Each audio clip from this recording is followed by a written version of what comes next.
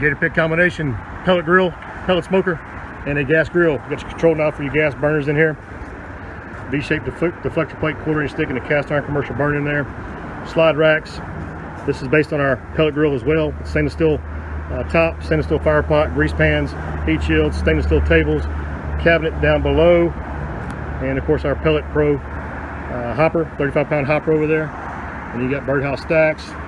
Get you a side view here. Commercial casters, swivel with brakes, all your door flanging, everything the Gator Pit's known for.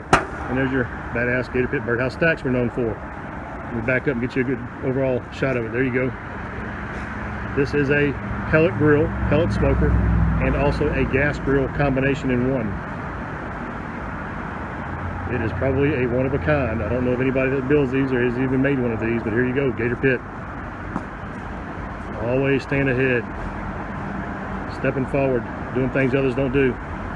Rich Robin, give me a call if you like this. It is available to you. We can do it, and available in different sizes.